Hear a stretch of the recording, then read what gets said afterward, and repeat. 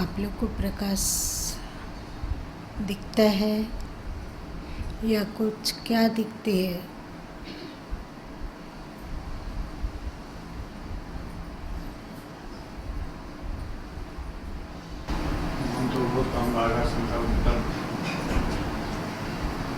आंखें स्थिर हो पाती है? स्थिर हो पाती है। कुछ झिलमिल ऐसे कुछ वेग जैसे तरंग होता है ऐसे होता है, उससे ज़्यादा ऐसा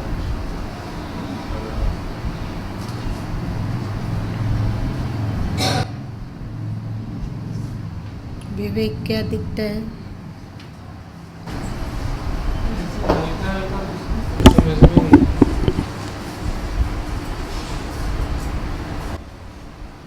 तुम्हें नारायण क्या दिखा ध्यान में?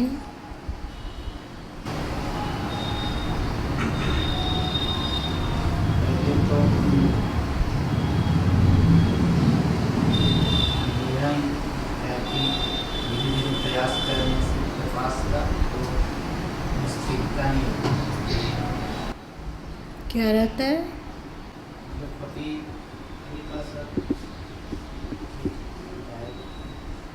गायब हो जाता है।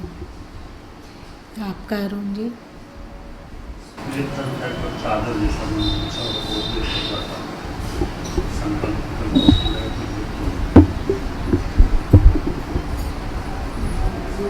हल्का सा का इधर से आएगा जैसा ये बहुत देर के बाद में थोड़ा सा फूल जैसा क्या चीज़ ऐसा? फूल जैसा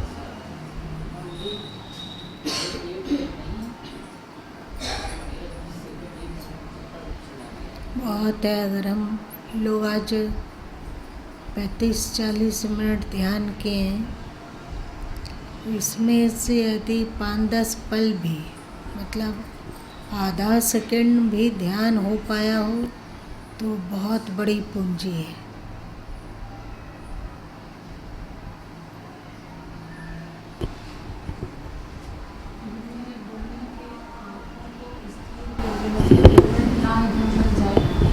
तो जब ये प्रयास किया जा रहा था आपके आप स्थिर होकर बंद चक्षु से तो देखने का जब प्रयास किया था तो आँखें खुलने लगती थी, फिर उसको बंद करते थे। वैसे ऐसा महसूस हो रहा था कि खुली आँखों से ही देखा जा सकता है।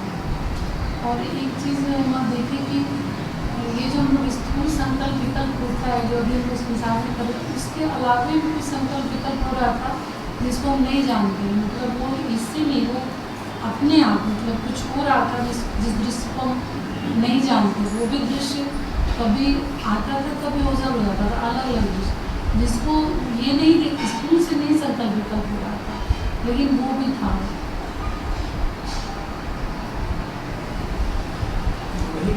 खुलने लगता है। क्या होता है? जरा सा भी मन हाँ। चिपता है, आँख खुलने लगता है, धक्का खुल जाएगा। फिर उसको दबाने ऐसे करने करते अच्छा,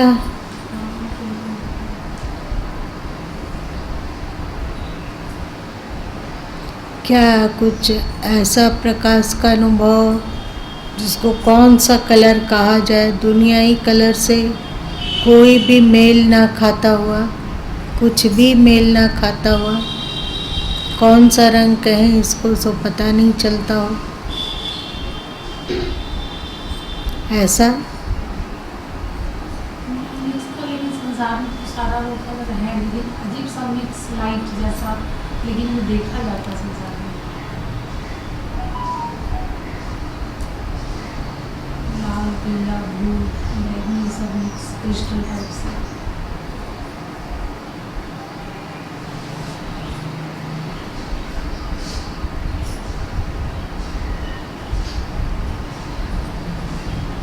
आपका अरुण जी?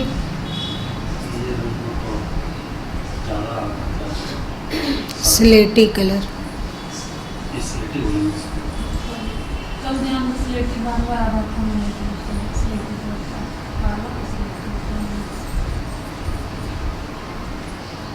लगता है कि हम लोग यदि बैठना चाहें तो 1 घंटा बैठ सकते हैं अभी कि आप बका जाएंगे? आप कब बैठ जाएंगे? घर में नहीं होता। मैं तो इतना देर नहीं बैठता। यहाँ बैठ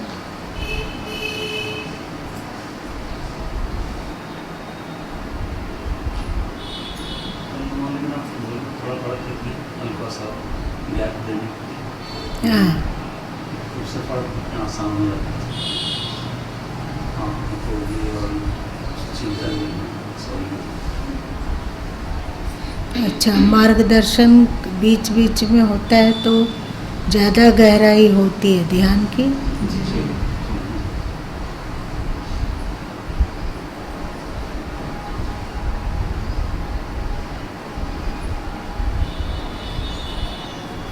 शरीर बिल्कुल स्थिर प्रतीत होता है या लगता है थोड़ा हलचल है? शरीर स्थिर नहीं होता। अध्यास में कुछ है, कमर घुटना या कमर का एक बार ज्ञान सूत्र पढ़ो। क्या दिन भर काम करते हुए कभी कभी आंखें बंद होकर अपने आप ध्यान होने लगती है क्या?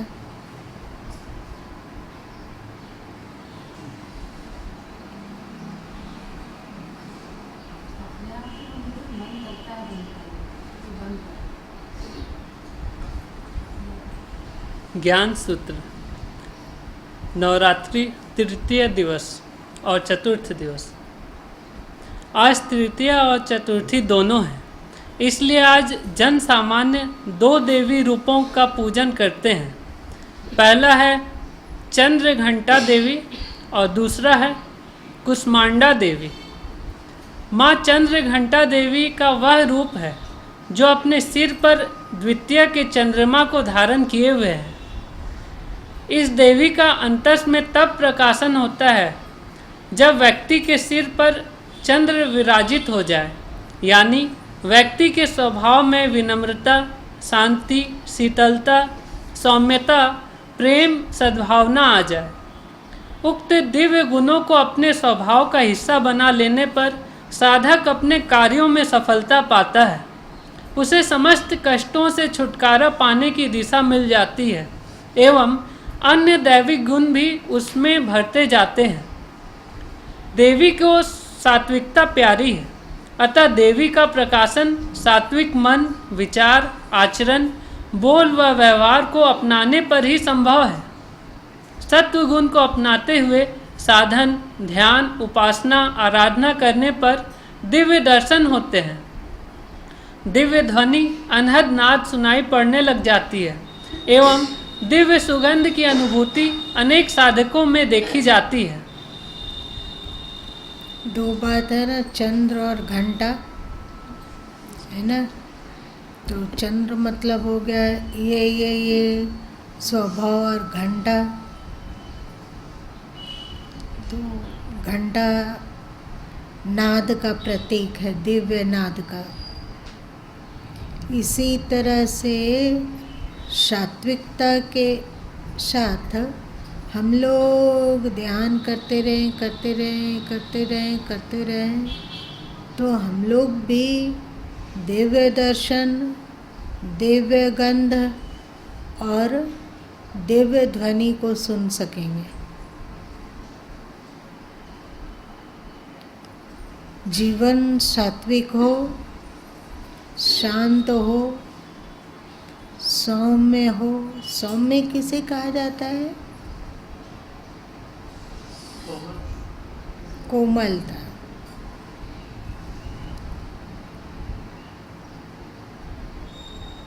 सौम्य होना मतलब दुखी रहें तो क्या हम सौम्य हो सकेंगे? ठीक से सोचो, नहीं रह सकते।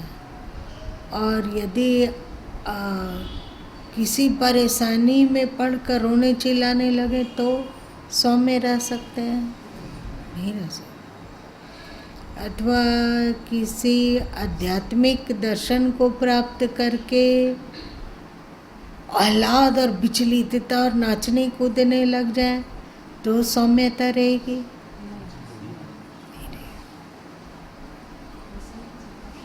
सौम्यता मतलब क्षमता, शांति।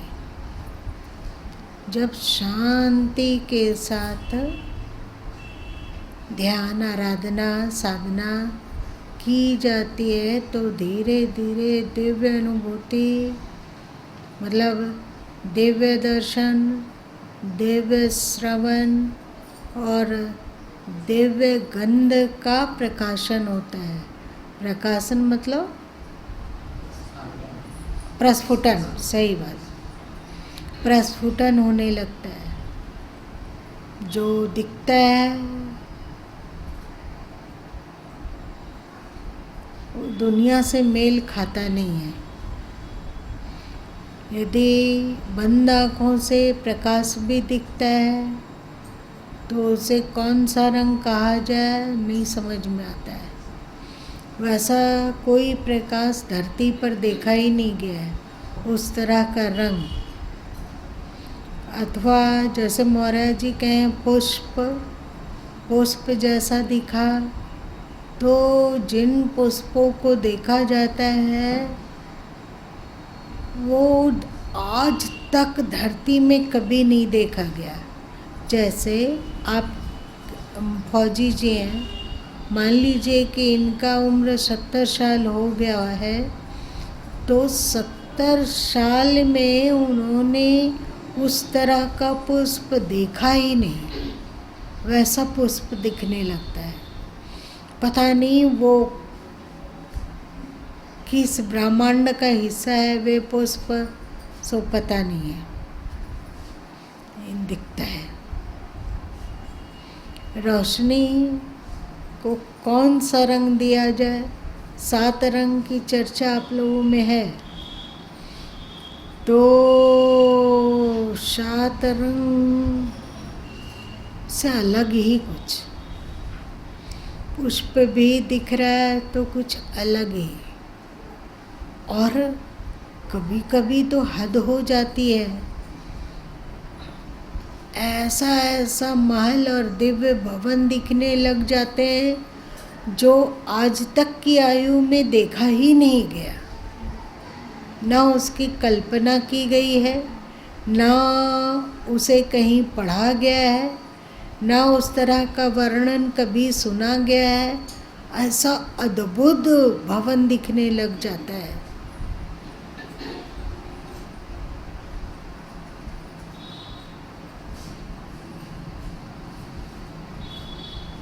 ऐसा होता है। आकार तो बहुत नहीं आता है कि कोई आकार दिख रहा हो, वो तो नहीं आता है, लेकिन जो भी आता है वो अनिर्वचनीय होता है। देखो यही है क्या?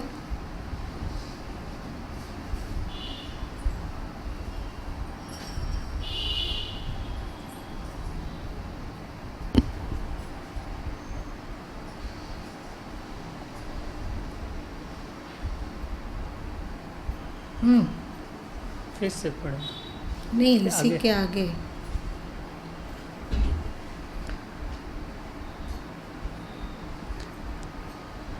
माँ कुष्मांडा।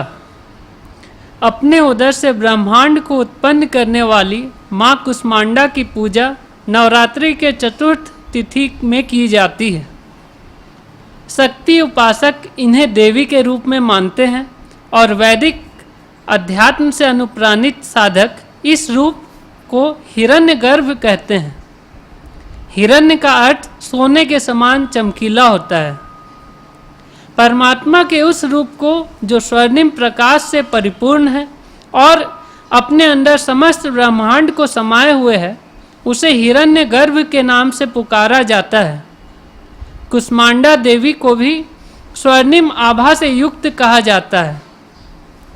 इस तरह कुष्मांडा ही हिरण्यगर्भ के नाम से पुकारी जाती है, अथवा हिरण्यगर्भ ही कुष्मांडा के नाम से कहे जाते हैं। जब साधक अपने जीवन में सात्विकता और दिव्यता को पूर्ण रूपेण धारण करने में समर्थ हो जाता है, तब वह परमात्मा के हिरण्यगर्भ रूप अथवा कुष्मांडा देवी के रहस्यमय ज्ञान से परिपूर्ण होकर उनका साक्षात्कार कर पाता है। जब साधक अपने अंतस में परमात्मा के हिरण्यगर्भ अथवा कुष्मांडा देवी के रूप को प्रकाशित कर पाता है तो उसका जीवन अद्भुत, अतुलनीय एवं अकथनीय स्थिति को प्राप्त होकर धन्य धन्य हो जाता है। मान्यता के अनुसार इस देवी के अष्ट भुजाओं में कमंडल, धनुष, बाण, कमल, पुष्प, अमृत कलश, चक्र, गदा व जपमाला है, जो मानव मन में अवस्थित आसुरी वृत्तियों के विनाश में उपयोगी विभिन्न आध्यात्मिक साधन की ओर इशारा करते हैं। शुभम भवतु, मंगलम भवतु। कुछ खुल पाया या नहीं खुल पाया? कुछ खुल पाया या नहीं खुल पाया? क्या खुला? हिरण्यगर्भ जो वेद में आया है उसी को कुष्मांडा देवी। कुष्मांडा का वो जो घोड़ा होता है वही घोड़ा किस कलर का होता है? हरा और पीला। ये तो जिसको हुआ बोलते हैं लोग वही वाला नहीं, ये पीला रंग तो पत्ता थोड़ा वो हरे रंग में आता है वो। सुनहला कलर का आता है। हरे कलर। तो वो कुष्मांडा, कुश मतलब गर्भ हो गया, जो अपने गर्भ में मांडा, अंडा, अंडा, अंडा मतलब अखिल ब्रह्मांड, हम लोग ब्रह्मांड कहते हैं ना, वो कैसा है? वो व्यापक अस्तित्व कैसा है? अंडा जैसा। तुम लोगों का जो नवग्रह है उसका चक्र कैसे पूरा होता है? गोल गोल ऐसे ऐसे या ऐसे? ये कुष्मांडा अपने भीतर अखिल ब्रह्मांड को समेटे तत्व को, मतलब परमात्मा रूप को कहीं हिरण्यगर्भ कहा गया और कहीं कुष्मांडा कहा गया। शक्ति उपासक उसको कुष्मांडा कहते हैं, वैदिक उपासक उसे हिरण्यगर्भ कहते हैं।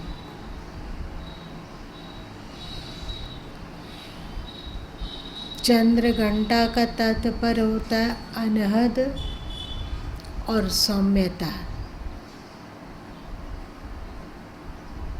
तब अनहद की गूंज सुनाई देती है जो घंटे की तरह मधुर होती है। और चंद्र की तरह दिल, दिमाग, जीवन, मन, बुद्धि, इंद्रियां सब सौम्य हो जाती है, जिसमें क्रोध का किंचित भी समावेश नहीं है। शांति। कुष्मांडा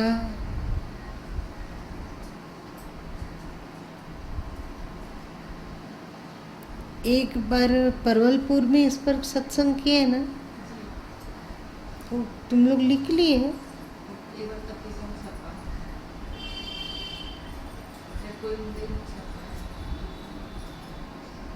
उसका विस्तार से, क्योंकि वहाँ दुर्गा पूजा के समय ही जाया गया था ना, तो 3 दिन में पूरा 9 रूप की आध्यात्मिक चर्चा की गई थी।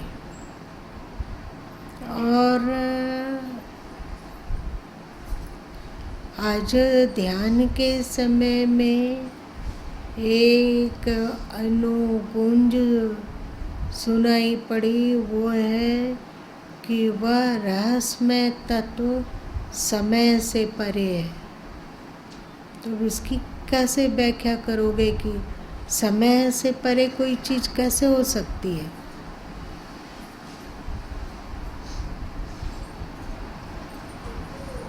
दिन रात को होता नहीं। क्यों?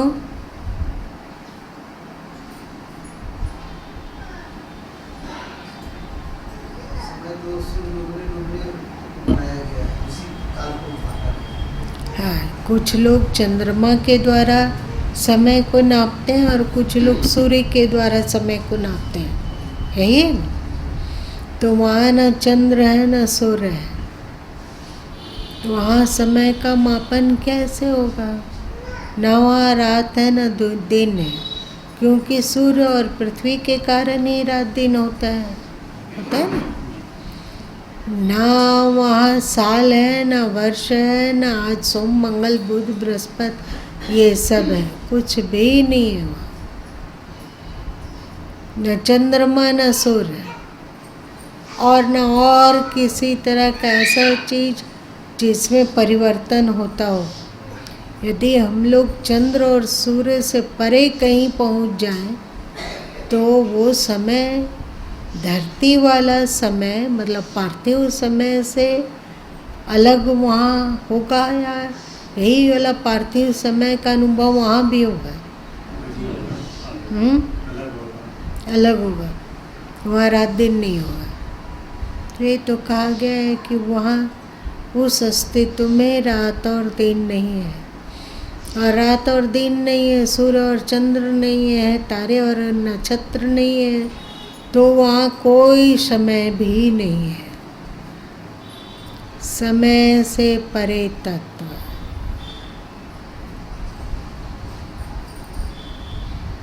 ध्यानाभ्यास में यदि समय से परे तत्व में एक बाल बराबर भी प्रवेश मिल जाए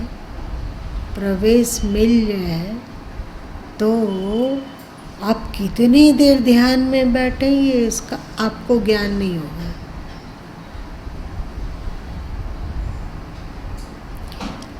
आप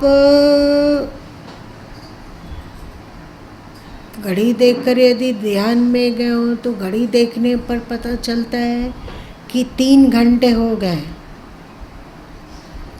और अंदर में देखा जाता है कि कितना देर लगा, तो लगता है कि अभी तो बैठे और अभी उठ गए हैं। 3 घंटा कैसे हो गया? ऐसा तो होना नहीं चाहिए। 3 घंटा कैसे हुआ? तो सोचते हैं कहीं ये घड़ी तो खराब नहीं है, तो दूसरे घड़ी जाते हैं, तीसरे। इसका मतलब ये नहीं है कि साधक मूर्छित हो जाता है, और इसका मतलब ये भी नहीं है कि साधक सो जाता है। सो जाने पर आपका शरीर लुंज पुंज हो जाएगा, होगा ना? जैसे गर्दन झूल जाना अथवा शरीर झुक जाना, लुंज पुंज हो जाता है, और वहाँ पर दूसरे लोग भी देख पा रहे हैं कि वो एकदम सीधा और शांति से बैठा हुआ है। इस अवस्था में भी 2 तरह की घटना घटती है, जिसको कि पतंजलि योग दर्शन में कहा गया संप्रज्ञात समाधि अथवा सबीज समाधि, और एक होता है असंप्रज्ञात समाधि अथवा निर्बीज समाधि। सबीज समाधि को ही जड़ समाधि भी कहा जाता है। जड़ता आती है, होश नहीं रहता है, क्या हो रहा है, कहाँ परिभ्रमण कर रहे हैं, ये सब नहीं रहता है। एक तरह का अजीब तरह का की जड़ता रहती है, और उस जड़ता में संसार का बीज छुपा हुआ है, वो नष्ट नहीं हुआ है। एक ये जड़ समाधि भी अथवा सबीज समाधि अथवा संप्रज्ञात समाधि है, और दूसरा असंप्रज्ञात अथवा निर्बीज समाधि है। इसको चेतन समाधि भी कह सकते हो। इसमें जहाँ हो तुम वहाँ ज्ञान है, मतलब होश है। संप्रज्ञात समाधि में, सबीज समाधि में होश नहीं रहता है, होश गुम हो जाता है, और असंप्रज्ञात समाधि में होश बना रहता है। ये दोनों समाधियों में अंतर है। आप लोग जो महात्मा बुद्ध के द्वारा सुनते हो कि होश को संभालो, होश को संभालो। और जैन लोग कहते हैं उसको कि जागरण में रहो, जागरण में रहो। सदगुरु कबीर साहब दोनों कहते हैं।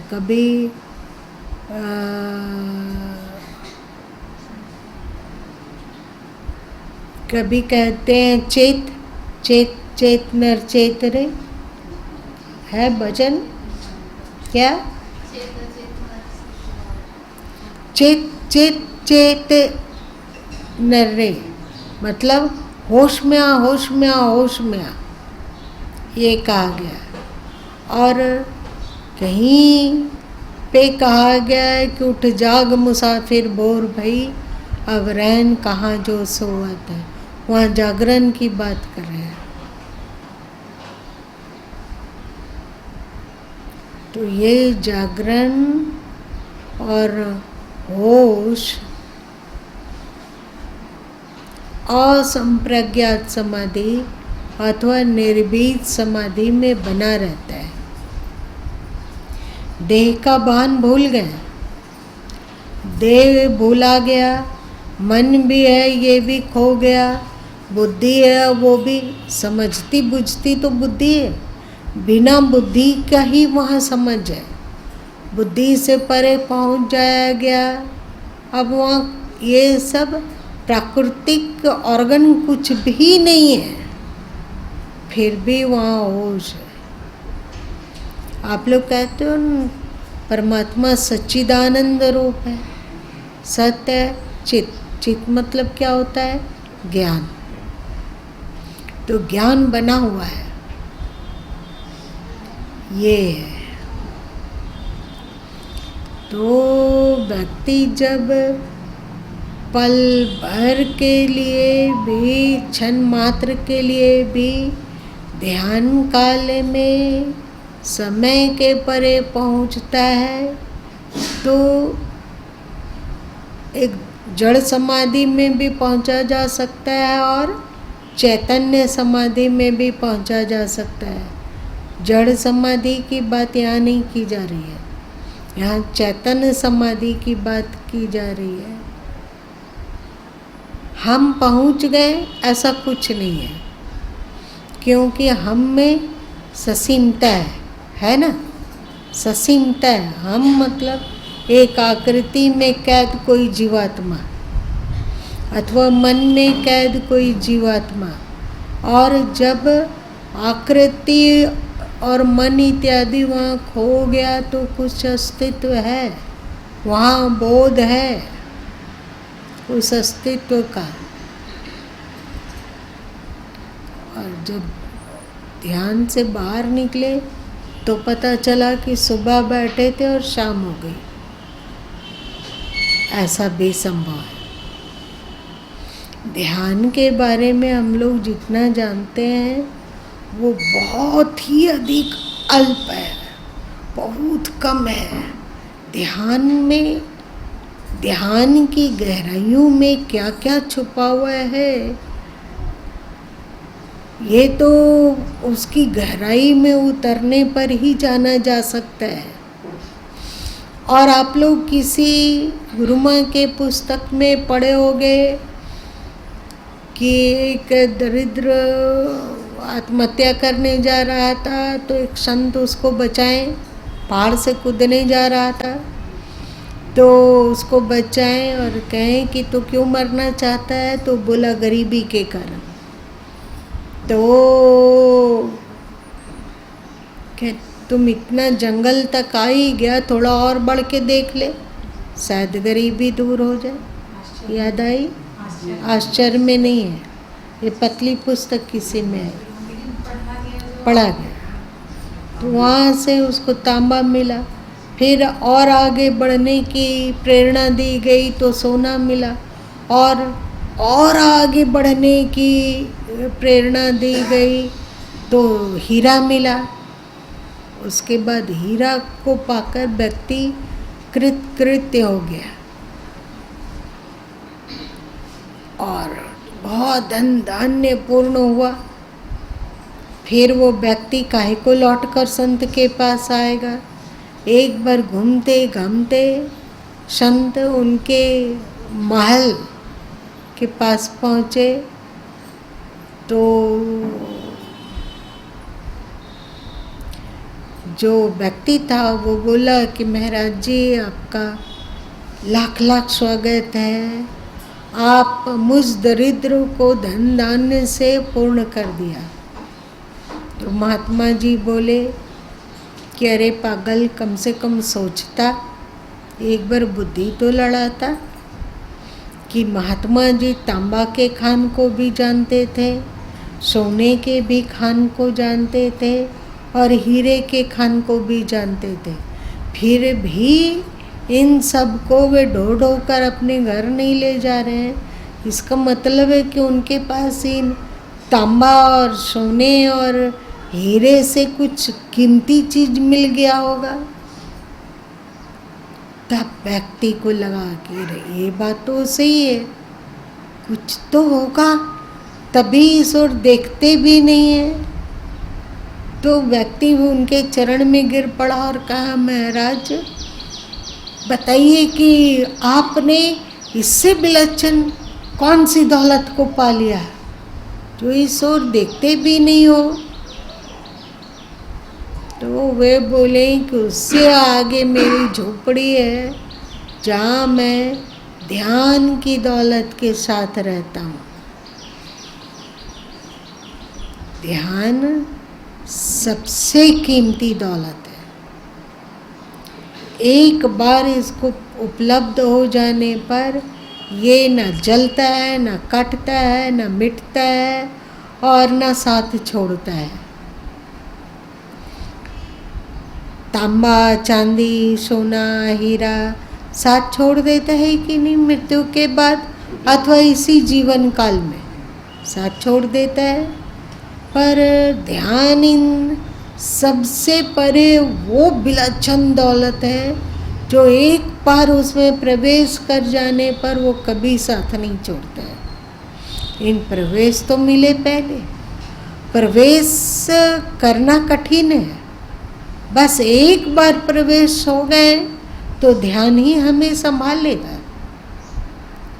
और ध्यान में वो सुकून है, वो शांति है, वो दिव्यता है जो चांदी को प्राप्त करने पर अनुभव में नहीं आता है, बहुत सारा सोना को प्राप्त करने पर अनुभव में नहीं आता है, और बहुत सारा हीरा जवाहिरात और भौतिक समृद्धि का खान प्राप्त करने लेने पर भी अनुभव में नहीं आता है। वो आनंद, वो सुख की अनुभूति ध्यान में होता है। ध्यान को प्राप्त कर लेने पर ये भौतिक उपलब्धियां फीके नजर आते हैं। अगर प्रारब्ध है तो भले ही वो इन भौतिक उपलब्धियों के बीच रहता हो, क्योंकि उसके लिए ना अब वो ग्राह्य है ना त्याज्य है तो बहुत अच्छा, और नहीं है तो भी बहुत अच्छा। पर इसका कोई अपेक्षा ना रहते हुए भी यदि प्रारब्ध में बहुत कुछ है तो वो भी स्वीकार है, और कुछ नहीं है तो भी स्वीकार है। बहुत कुछ है तो भी मस्ती है, और कुछ नहीं है तो भी मस्ती। एक अद्भुत और दिव्य और अलौकिक ध्यानानुभूति। ध्यान क्या है, इसमें उतरते उतरते ही जाना जा सकता है। ये गूंगे का गुण है जिसका अनुभव तो किया जा सकता है पर बताया नहीं जा सकता। लग रहा है ना कि यदि अभी फिर से घंटा ध्यान में बैठना हो तो हम लोग बैठ सकते हैं।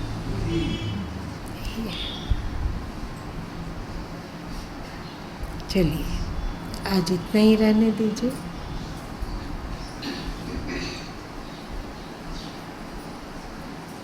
आप लोग उबे हुए हो अभी ध्यान से, आप लोग बच्चे लोग उबे